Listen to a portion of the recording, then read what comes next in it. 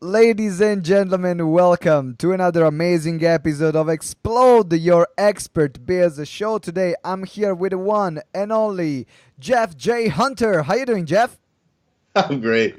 So excited to be here. I know we talked about doing this for a while, so I'm so excited.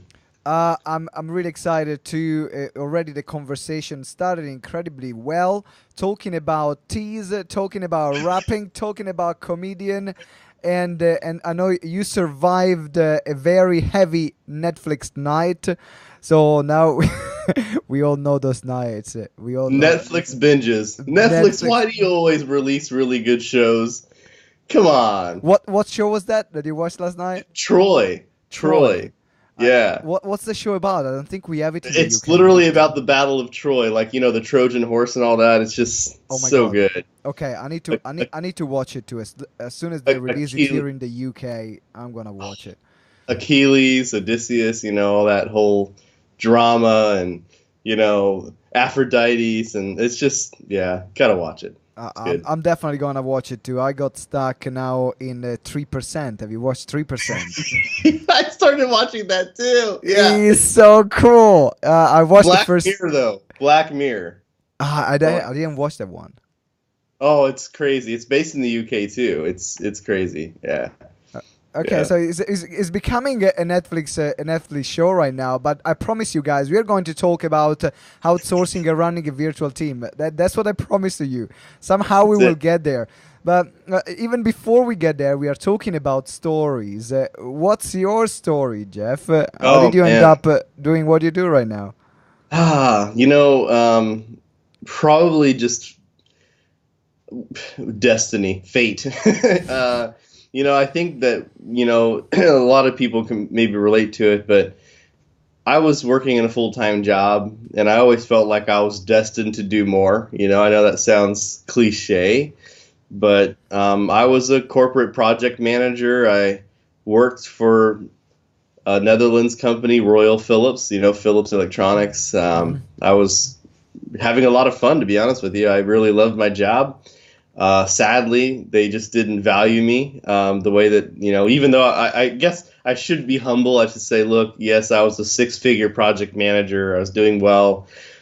But the thing is, it's not about the money, right? It's about the purpose that I had. And also, I didn't feel like my family was really being valued. I was working a lot of hours. Um, I was managing anywhere from 50 to 60 projects at any given time, doing multi-million dollar revenue for the company every single month. And I really was losing my relationships. I was, struggling with a family member, my grandfather, Jesse, who was dying, and I couldn't even get leave. My wife and I were having some issues, and she had to have surgery, and I couldn't even take a day off to be with her during surgery. I had to go to Alaska to do a kickoff for a project. I just felt overwhelmed and overworked, and I started hiring a virtual assistant. A virtual assistant, someone who could do the remedial things in my business, like do my accounting, expenses, helping me do Gantt charts. If you're a project manager, have ever done a Gantt chart, you'll know they're like literally the death of me. You have to organize all your tasks into place and get a timeline built out and all that. Well, when you do projects, you have to do that. For me, I was a project manager. That was part of my job, and it Hmm. was the worst. Hmm. So once I started realizing that I could leverage a virtual assistant, because I was literally, I had no office. I was a home-based project manager for the company. I couldn't hire an employee, and I figured out how to hire what was at the time I didn't even know what a virtual assistant was. It was just a resource to me. As a project manager, we look at everybody that can help you as a resource. Source, yeah. So yeah, right. So so I was trying to get help. I just felt like I was overworked. I felt like I was doing 14, 16-hour days. I felt like I was dreading going to sleep because I knew as soon as I woke up I'd have to start all over again. Um, and I knew that there was something better. So I started building my own virtual team. I started realizing that, oh my gosh, this is amazing. I went from working 14, 16-hour days to a lot less. I started having a life again. Matter of fact, I became a top 5 project manager at my company at Philips within about 12 months of doing so. They started asking me, "Whoa, how are you doing all this stuff? How are you being so efficient and managing all these projects?" Well, I actually had time to do something that project managers usually don't get to do: manage projects. We're busy doing paperwork and everything else to run our business, right? So, matter of fact, it was like industry standard to have what we called metric Fridays. In other words, you don't do client calls on Fridays because you're busy trying to catch up from everything else you've done in the week. Like, that sucks, you know? Yeah. So I started realizing the value of outsourcing and virtual assistants, and I started really finding really quickly that the internet and just the way that the global economy is shaping up, that man, I could make a huge impact. I could not only help save myself time, but I could make a huge impact in other parts of the world where they're still developing, and really help create amazing jobs for people. And I think that that's kind of the win-win that I have, is that I'm able to outsource the things that I don't want to do, the things that I take way too long to do, or the things that flat out just have no passion, right, to do anymore. Mm-hmm. And I can give it to someone who actually likes to do that stuff, someone who actually loves to do it and wants to be able to work from home and have a great income. And for me, I hire people for life. They're lifers. So I have 47 virtual assistants on my team right now, not just for me, but for my clients as well, because, well, I replicated the exact same model for me, for my clients. So, I've got people on my team that do everything now. And I know that you and I spoke before. You have a virtual team as well, but my WordPress, my graphic design, my copywriters, my video editors, all the stuff that is needed as a quote unquote influencer, right? Someone who actually takes the stage and is trying to build their own brand. There's just so much stuff that needs to be done every day, but not enough time in the day to do it. Absolutely, absolutely. In which country did you hire your first virtual assistant? You know what? Actually, it was somewhere in the Middle East. I don't know exactly where, because I used a website that it's really popular now. It wasn't as popular back then, called Fiverr. Yep. And back before Fiverr, actually, I did dabble around. I have to admit, I tried. I think at the time it was something called. It was before Upwork. I think it was Elance. Yeah. There was a couple other sites back in the day. I mean, I've been doing this for a while. People per hour. Yeah, there was a bunch of things I used to try and dabble with, but ironically, the funniest part is that I was just desperate to find a project manager who could do a Gantt chart. And I found someone on Fiverr from Middle East. I didn't even really say where he was from, but he had a picture of him in a suit, and I don't know if it was a real picture or not. I mean, let's just be honest. That's the problem with outsourcing right now, is that all of these websites and things to hire outsourced people, you get 3 things. You get a picture, you get a name, and you get some sort of rating that you can't really hold a candle to anyway, right? Like you get a 4th thing. It's an Amazon review. You get a 4th thing as well, which is a prayer that is gonna work. That's the 4th thing that you get. It's like, oh Lord, please help me. So, in fact, let's talk about horror stories. Before we go into the good bit. I think you led into something perfect though, because the truth is, when I first started hiring, and actually I still have this. So I have a training program called 90-10 Life, and the whole purpose of the 90-10 Life philosophy is that our lives are so divided that we're usually working our lives on that 90% of the stuff that doesn't matter, and we don't ever get to that 10% of life that actually matters. So my philosophy is that we should be delegating, we should be, we should be automating, or sometimes straight up deleting. ADD, automate, delegate, delete, right? Yeah. That's the 3 things we got to do to get towards that 10%. Like, I want to live my life doing that 10% that no one gets around to doing 100% of the time, But in my program, I actually tell people, if you're going to use Fiverr, the best way to use it is to find 3 people, hire 3 people to do the same thing, and one of them might work.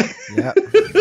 That's where it's gotten That to. I remember I did I was finding my blogger, and because I hate writing. I mean, I wrote 4 books, but I hate writing, and I had to hire my blogger, and I sent this video to 3 bloggers, and I said, okay, like, let's see who is the best gonna come up.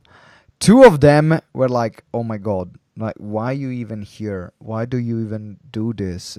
And then there was one which for $5 created the most amazing blog. And I was like, where have you been all my life? I love you. I want to meet you. I Where want to have kiss you you. been all my Yeah, life? exactly, right? So these are the kind of things that can happen.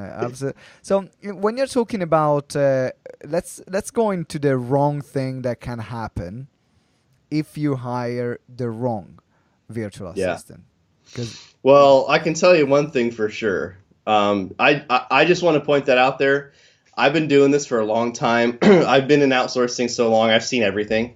And I also want to put out a full disclaimer. Like my very first year trying to outsource, I think I hired 26 people, and I also fired 26 people. There was one person that I kept actually. Her name's Rodora. She's still on my team right now.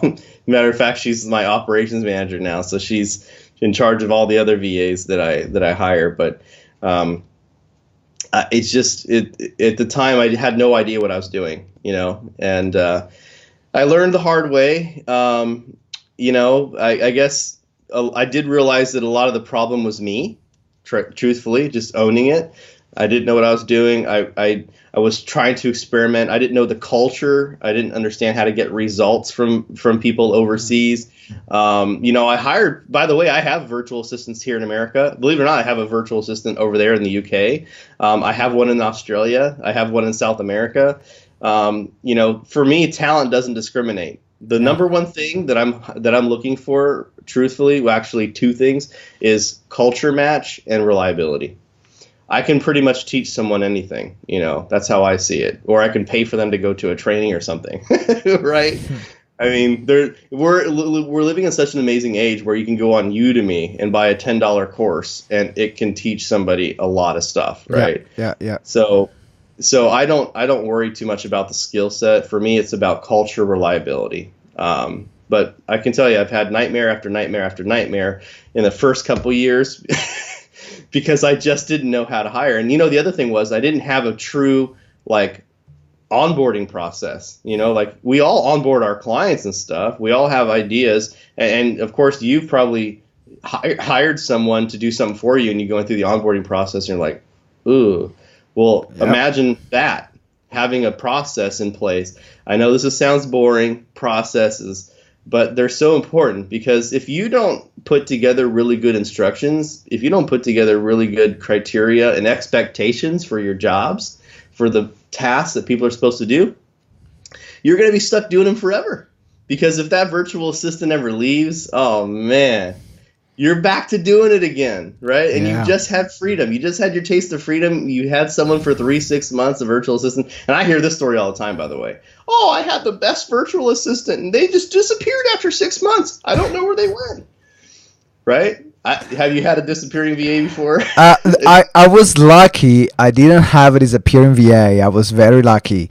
But I know plenty of people that had a disappearing VA and disappearing with their data, disappearing with their card details, disappear. Yeah. I was like, man. So I was lucky. Actually, we have our virtual assistant, which is Wang, and which is our main. She's been working full time for us for 3.5 years. Wow. She's there, going strong. I say everyone needs to have a Wang in their life. I know Wang is listening to this episode because she's going to edit it, so I know she's going to listen right now. Mm. And she is the most amazing virtual assistant in the world. But then I remember one day, and I was thinking, what if Wang is going to leave me? I mean, Wang, now that you're listening, don't even think about that. But so Disclaimer, the Wang. disclaimer, You Wang, are with me like, for life. forever. Like, you are stuck with me forever. But I said, what if she's gonna leave me? And that's where thinking about everything I'm doing now becomes how can I create a process that not only Wang can follow, but everyone else can follow?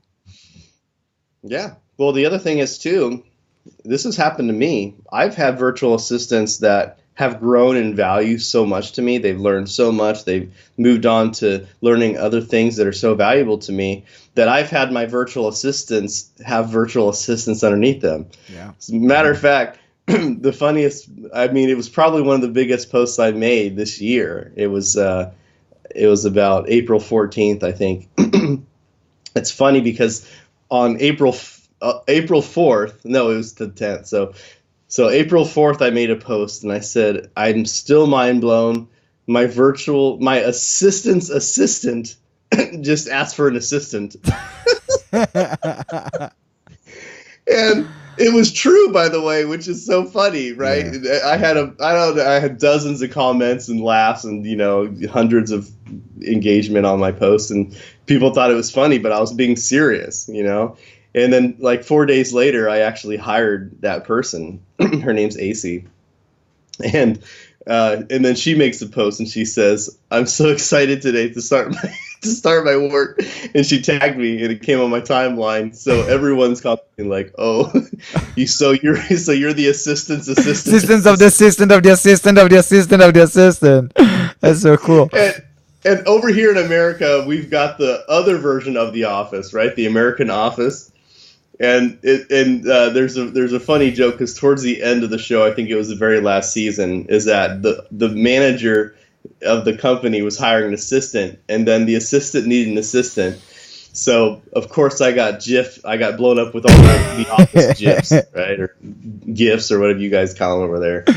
But it's funny. But in all reality, I know we're talking about horror stories. Virtual assistants can be the best thing in your life, and I will tell you, there is absolutely a way to have great people and have such a great bond. And like I said, I mean, the real tips and tricks here of hiring the right person who will stick with you for a long time, you don't have to worry about, reliable, is that culture fit. And it's also understanding the needs of that person, right? Because a lot of the times, like Wang, I bet you Wang probably has a family. I bet you she likes the freedom of working from home and doing her thing, taking her kids to school, right? Like, these are things that I can tell you because I don't know, is Wang Filipino or? Yeah, Filipino. Yeah. And the thing is, the Filipino people, I mean, I've been to the Philippines 12 times. I've actually gone over there and like put my stake down. Is that where your team is based as well? Yeah, exactly. Yeah. So that's where my team's based. So I just love the Filipino culture. As a matter of fact, they're making fun of me right now because this weekend I'm going to go see the Infinity War movie, right? The new Marvel movie. And everyone on my team's like, "Oh my gosh, have you seen it yet?" I'm like, "No." They're like, "Oh, you got to see it." I'm like, they're so American culture over there, Yeah. It's not just American. I mean, you're from the UK. It's just that Western thought, right? Yeah. It's like, they really have a great culture match with the Western world. The Philippines is about as west as you can get in Asia. They love them. They're really good, reliable people. They're very loyal. The only thing I can say, is that make sure that there's a good culture match. Also make sure that you understand their needs. And the other piece of the pie is, what is it that they're really wanting to get out of it? Like what's the end goal for them? Do they want to have, are you giving them incentive? Are you making sure that they're excited and happy to work for you every day? It's important, because we hire them because we want them to do the stuff that we don't want to do. Well, are we still doing checkups to make sure that they're doing what they want to do? Yeah. See? It's really interesting because a lot of time I see people hiring virtual assistants, and just because they don't see them there, they don't treat them as they would treat a physical employee that they will have in their own business. But if you have someone working with you, I mean, if you're not a douche, you would care about that person and what they want to create and what they want to build, why they want to work for you. And that's something that I somehow did from day one, since I hired the first person, say, okay, what is that you want? What is that is important for you? Great. Then what is that is important for me? So then we understand. She understands what's important for me. I understand what's important for her. And then everyone can thrive in this relationship. And I know that, for example, she's now building a new house, and we had an incredible month in GTeX this month. It was the best month ever. And I sent her a bonus. And as soon as I sent her a bonus, she was like, shopping money! Yeah, right? So she was so happy. And I see so many other people, just because they don't have that relationship, they don't want to build that relationship with their staff, then they wonder why then people leave or they're not loyal to them. And the other thing is too, man, I'll tell you, the fastest way to lose a team member is just not paying them on time. You know, it's so important to pay your team, guys. If you value them, pay them. And it's just so unfortunate. You know, there's tons of services out there that you can send money anywhere in the world, right? This, by the way, the advice that I'm about to give right now, this goes to someone that you hire in the office, right? This could be someone who's local. Treat them right. Make sure you're paying them on time. Let me give you guys a quick tip. I like this. There's one huge thing that your audience has a very big advantage over, is because the people that are listening here, these people are conscious of their brand, right? They're conscious, and they're trying to build their authority. They probably already have an authority, and they're trying to take it to the next level, right? So nobody wants to work for someone who isn't clear on their vision and their brand. And let me explain this further. Think about the people that have like lines of people waiting to work for them for free. The Richard Bransons, the Elon Musks, right? Like those are the types of people that they want to work for. And see, we have an advantage. We have a brand. I get hundreds of people every single month that come to me looking for a job. And I'm not even exaggerating. Like if I go on my phone right now and I look at my Facebook Messenger, I bet you, look, I can see right now I've got 67 new message requests. Look at that. Yeah, that's on my Facebook, right? I guarantee you the majority of them are people looking for jobs. Guaranteed. Just checked one. It is. Hello, sir. Looking to see if you have a job available. God bless. One right there. So if you position yourself well, and not only in your space, but also as an attractable character that people actually want to work for, that believe in your vision and see the things that you're doing in life that are great and good, people are like, wow, that's the type of guy that I want to team up with. I have that happen to me in America. I've got 2 copywriters in the past 2 weeks, okay? People that are helping me write content for my LinkedIn, my blog, help me write case studies. Dude, think about this, guys. Hiring someone to take all those awesome testimonials you have and turn them into case studies? Who's got time for that? I ain't got time for that, right? Like, this is amazing stuff, and we live in a virtual economy that's unlike it's ever been ever. There's people enlightening all over the world, guys. There's people that are stuck and trapped working in the worst jobs, 9 to 5 right now, retail jobs. The newest person that I just hired, retail job. I gave her homework. I told her to read a couple of these books. I said, can you read these books, especially this one here? I said, I want you to understand Expert Secrets. I don't know if you have that book by Russell Brunson yet. Oh, yeah. Such an awesome book. It's a great book, right? Such an awesome book. Absolutely. It's just brilliant, right? And what I love about it is, like, I say, look, the way to do branding and authority today is different than it was. And today, and the reason why is because of the mediums that we have. Mm-hmm. It's because you can do one tweet and it can go viral, right? You can do one Facebook post. Yes, exactly. So treat every single piece of content like every single piece of that content is your brand. Every single thing you post, every video you do, every podcast you're on, every stage you're on, it's your brand. every single opportunity. You need to take advantage of it fully. And that's the thing. See, most authority people, most people that have great brands, they're not investing the time in doing the content.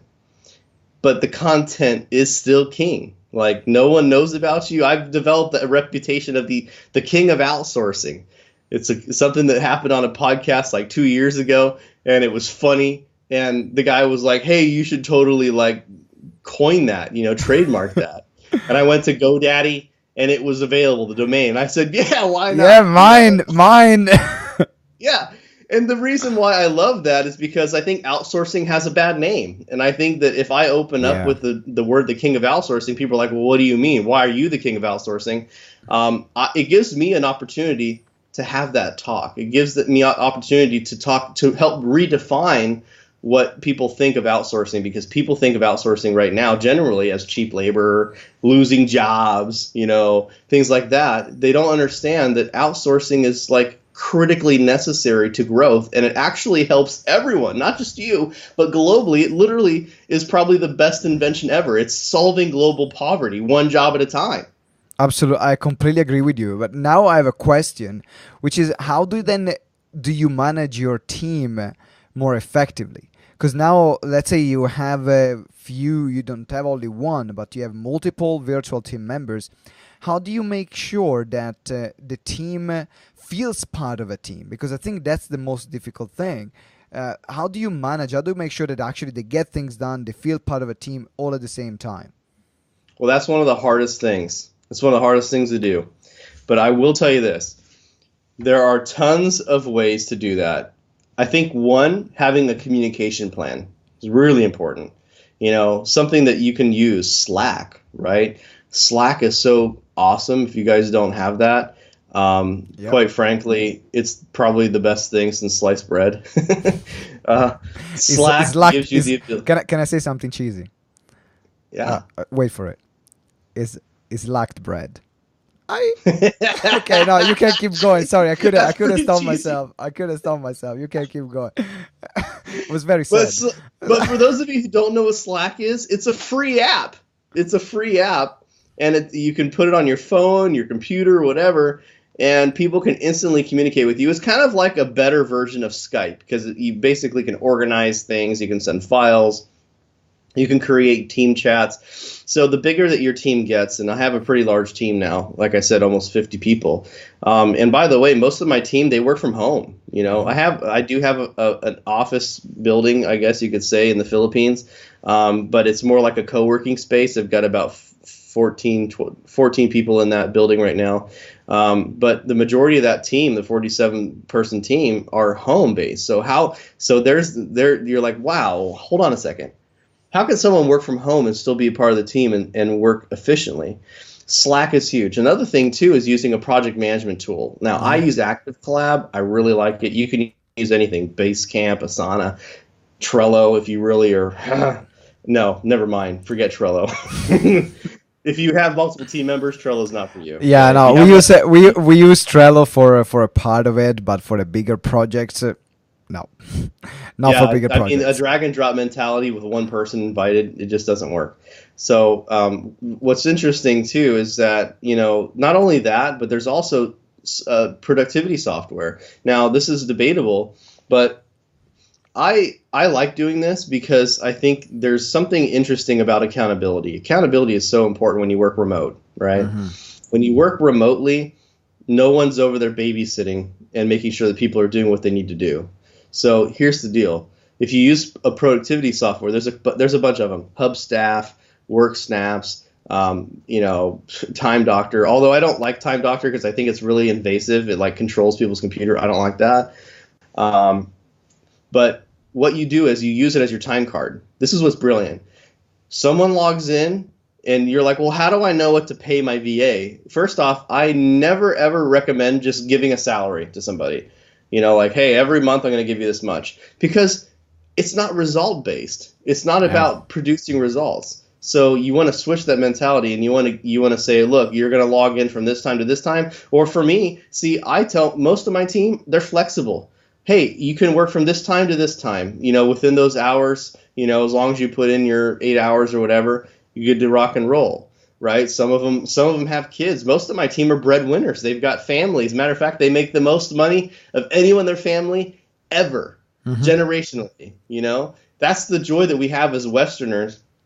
We have a little bit more in the pocketbook than the Philippine business. Most of the people in the Philippines, just for context, make about $9 a day. Okay, Yeah. and that's in the city. That's not provincial. That's in the city. So imagine even paying $3 an hour is like life changing to most of the people in the Philippines.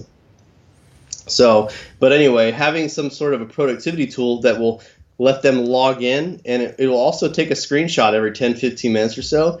It's real. Now here's the thing. I don't even check them. If my team's listening to this, they're like, woohoo! Like, yeah, right? Or it could be a ploy. I might check them, and I'm saying this to make you actually not care so I can catch you. See? Of course. Yeah, see, reverse psychology there. But the truth is, like, it really holds you accountable when okay, like every 30 minutes or 15 minutes or whatever, like it's going to take a screenshot of what I'm doing. So I guess I better do what I'm doing, right? A lot of people come to me and they say, well, how do I know if I'm going to get results? The other piece of hiring people, guys, maybe you're not in a position to hire someone full time. Maybe you just need a couple projects done. Well, then hire them project based, and you have clear deliverables with a set time, right? Here's what I need to get done. I need it done by this time. Good to go, right? So that's why. Go ahead. I see where you know. Yeah, what? no, keep going, because I was ready for another question. So wrap up this one, and then I'm ready for another question. Okay. Well, here's the thing. That's why when I started VA Staffer, which is my virtual assistant business, I identified something in the marketplace that was really messed up. There's no such thing as a part-time worker. There's no such thing. Okay? When you are a part-time worker, when someone comes to you saying they want a part-time job, what it means is that they already have a priority, but they want to make a little money on the side. You're not their priority, right? That's why I really don't like working with freelancers, because I'd rather have someone who's dedicated to me. Yeah. But the problem is, a lot of entrepreneurs, they don't have enough work, or at least they don't have the systems in place to hire a full-time virtual assistant, right? Yeah. So what happens is they've got a VA who's floundering, who's trying to find things to do because you haven't been a great boss. You haven't delegated enough work to them. And then the Filipinos are really amazing people. They really can tell, like, if they feel like they're not giving you enough value, they'll just quit.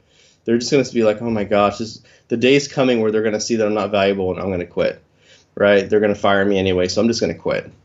So think about that, guys. Think about this. When I started VA Staffer, I realized, okay, people that come to me, they want to have full-time jobs.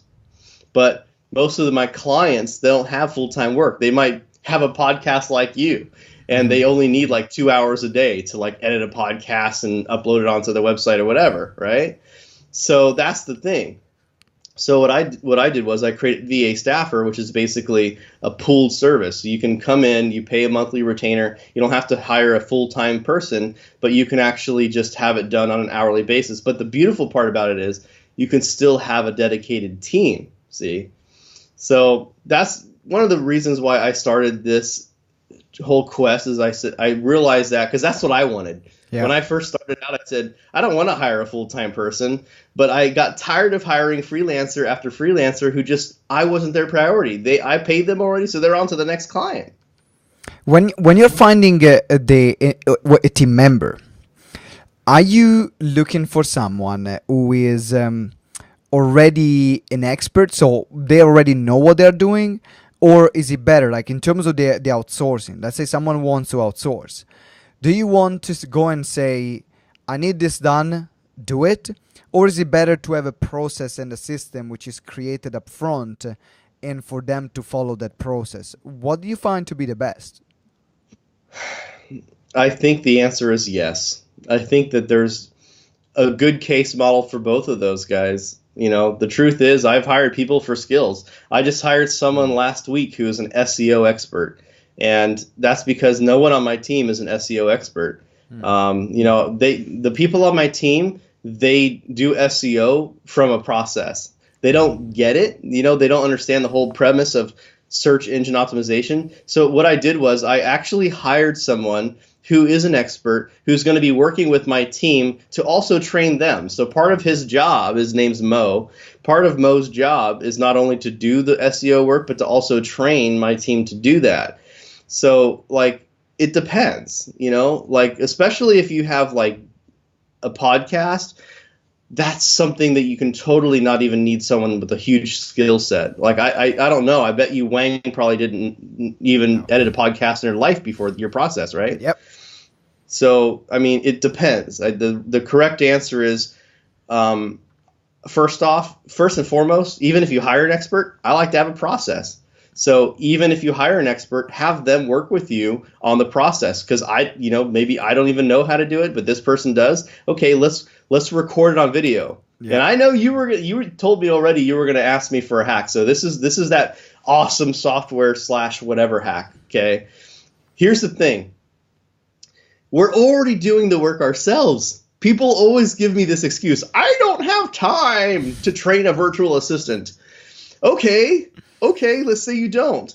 But you're doing it yourself anyway right now. So why not record it while you're doing it and then explain it? So a couple cool tools for that. Camtasia, really great tool, allows you to record your screen. You probably use it.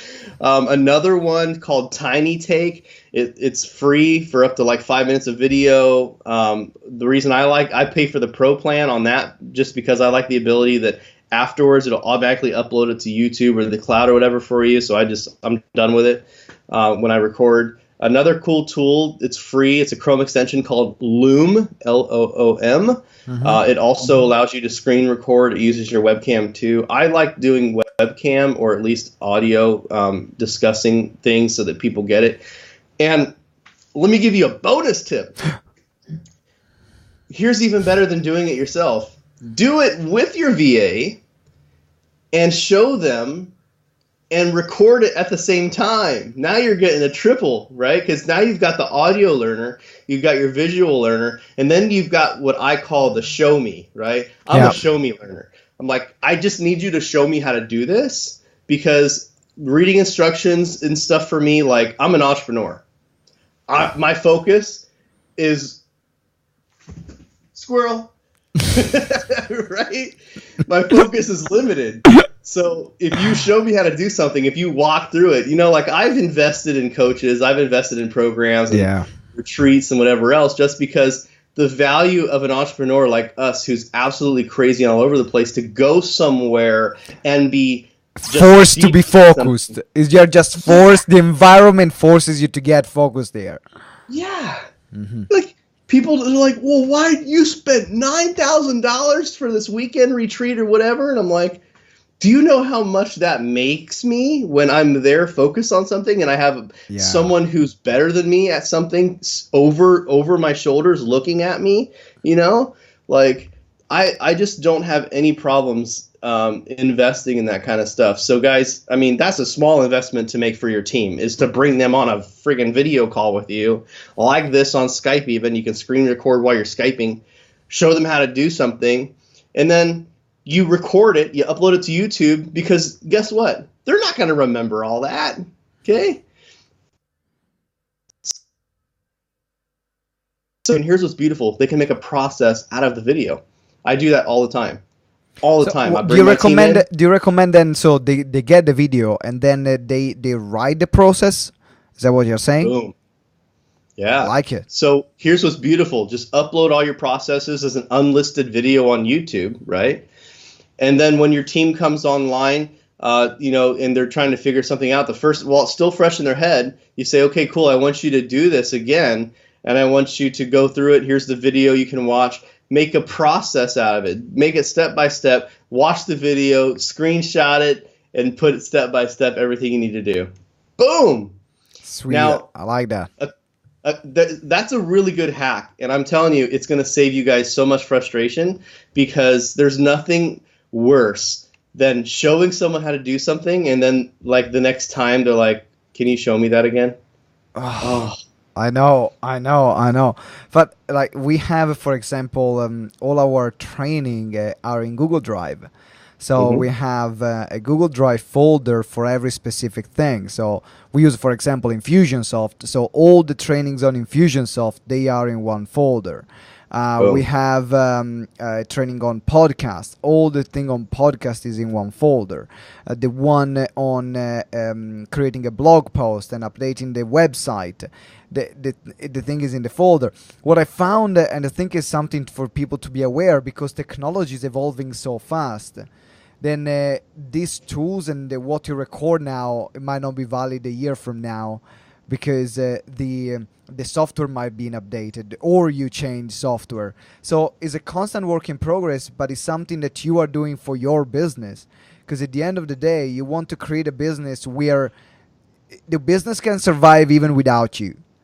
And what a concept! Right? Oh my Think God, about life this, changing, right? Life You changing. know Is what it the I'm first talking time you about. hear about that?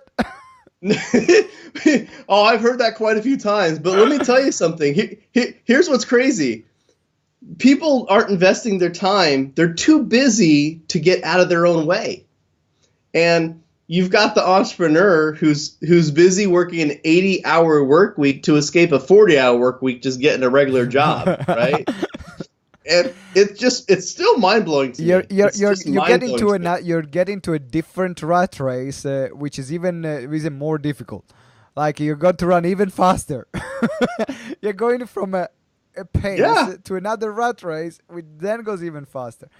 Man, it's been Yeah. an absolutely amazing interview. Loved it. Thank you for it. If someone wants to get in touch with you, to get the virtual assistants from your team, to work with you, where's the best place to reach out to you?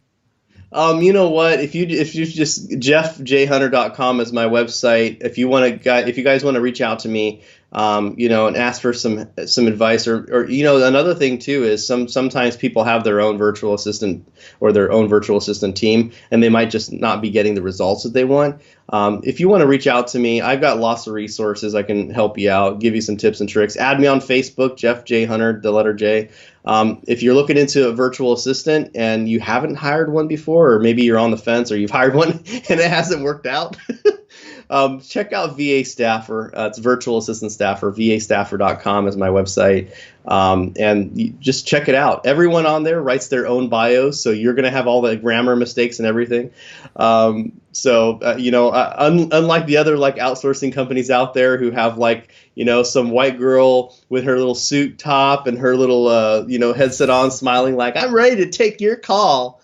I have real team pictures of my team. I'm really proud of what they do, and they really have a servant's heart.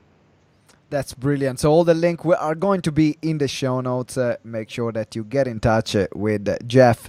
Jeff, thank you very much again for being on our show. Really appreciate it. My pleasure. Ladies and gentlemen, thank you for listening to yet another episode of Explode, your expert biz show, brought to you by GTeX. Make sure that you subscribe right now to our podcast so that you don't miss any other episode. And as well, let us know with a review, what did you enjoy the most about this interview? Of course, the review needs to be 5-star. Wink, wink. Exactly. Can you see Jeff's face? I mean, if you're just listening, you might not see Jeff's face, but just picture it.